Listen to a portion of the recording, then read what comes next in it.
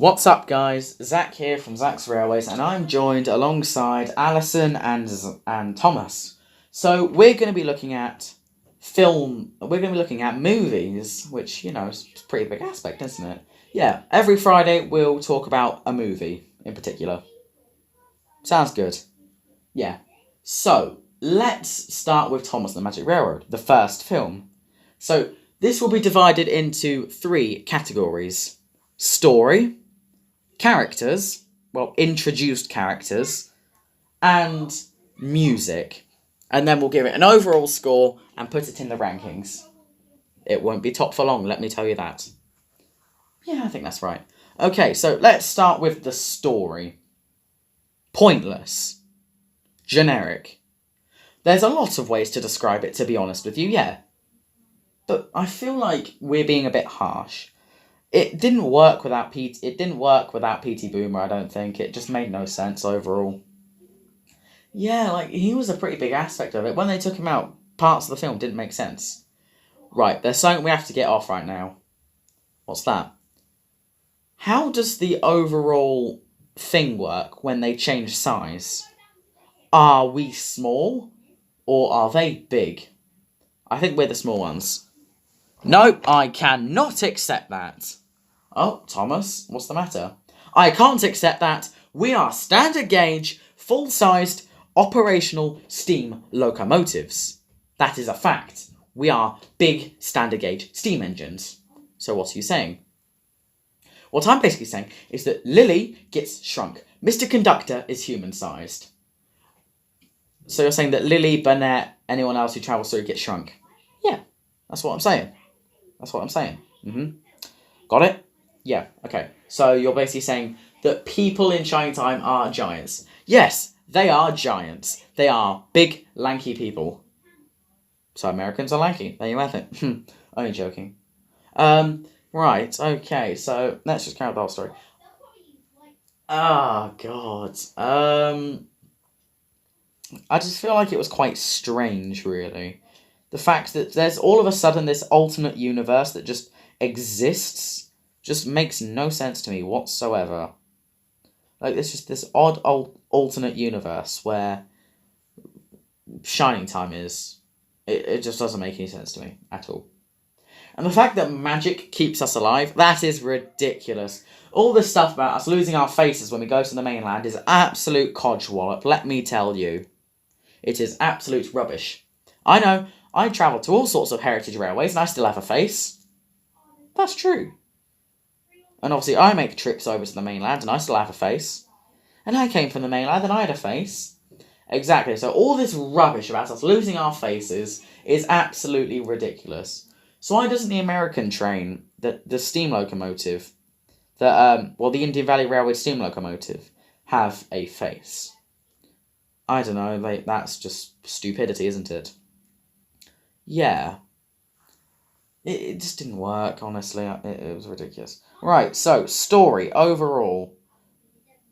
Right, I'll go first. But this is me talking, by the way. Me and Thomas have the same voice, so you'll have to deal with that. So, Zach or me gives it a 2 out of 10. Allison?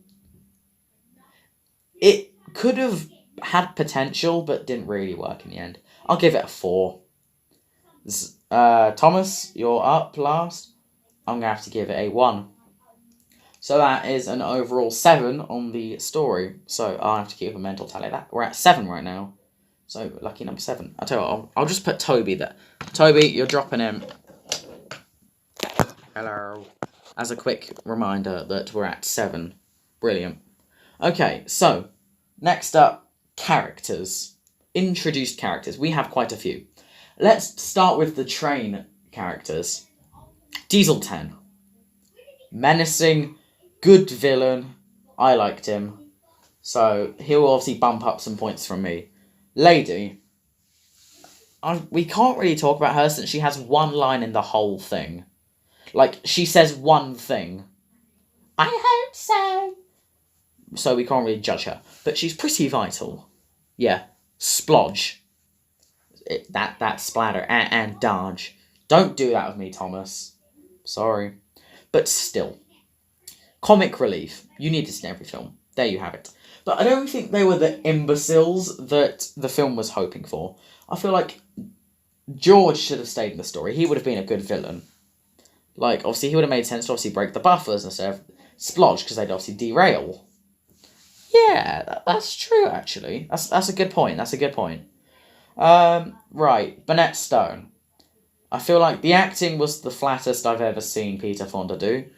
But overall, he was an okay character. I feel like some of his lines were quite dull, along with Lily. But, yeah.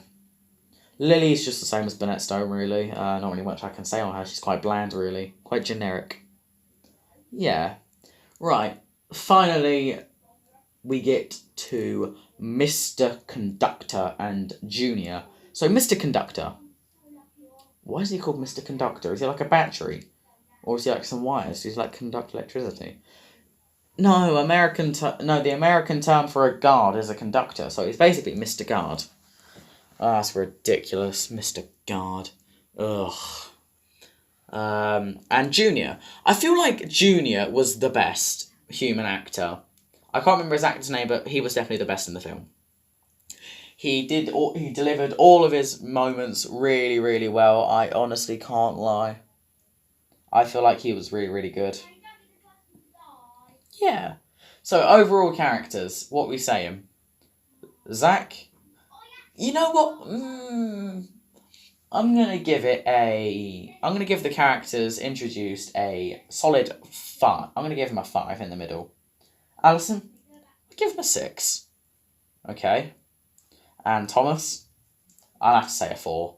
So, overall, that's 15. So, we're at 22 right now. So, how do we keep a mental tally of this one? How about if we bring in James to make it 12? So now James is here. And also Douglas can come over.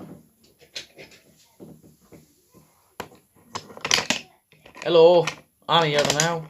Right, there we go. Now we know we're at 22. Because we've got James, 5, Toby makes 12, and Douglas makes 22. Brilliant. Damn. Right, finally, music. Whenever I listen to Thomas and the Magic Railroad music, it's just like, yes. So let's start with the songs. He's a really useful engine.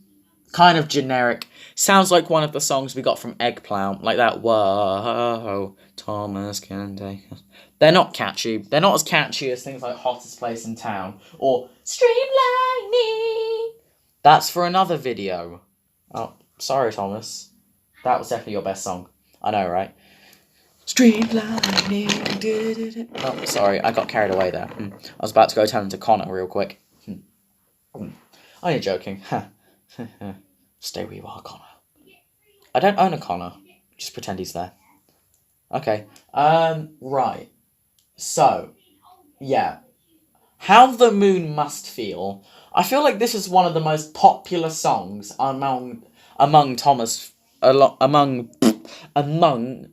and Friends fans. We've seen so many covers of it from the likes of Liz Productions, Sam, the Thomas fan who technically did it with Liz Productions. I mean, you finally released a cover after all these years. Yeah. I mean, props to Liz Productions for obviously letting everybody make covers of it. I'm really thankful of Liz Productions for that. She's a brilliant person, and you should check out her channel. Most of you should be subscribed to her, or else you have no soul.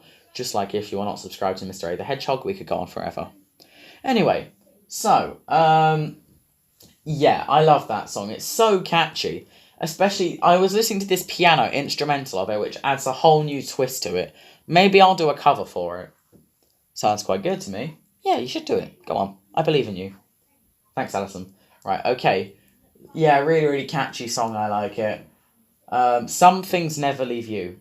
Oh, it's absolutely terrific. I love it. That's what, obviously, I made a tribute song on whatchamacallit, Burnett Stone on it. Obviously, Peter Fonda, whatever you want to call him now.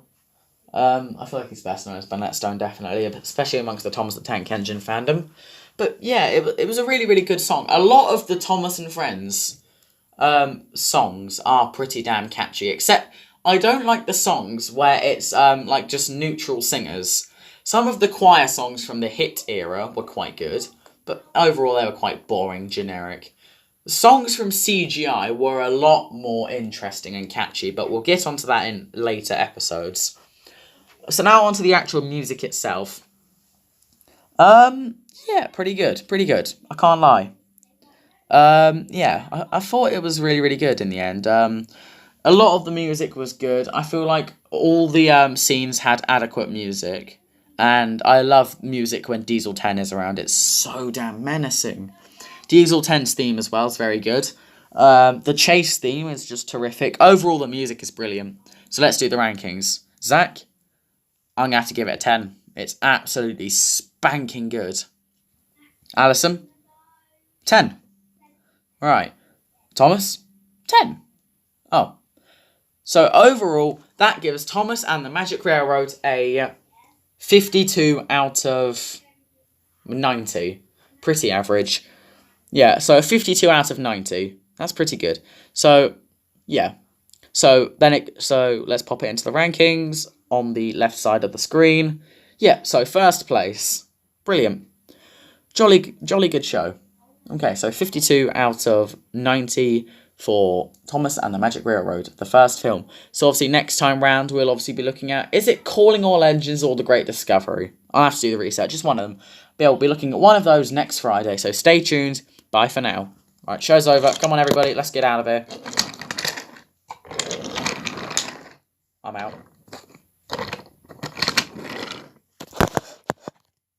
Okay, Danu. How do we get out? Oh, you know, I'm just going this way. Me too.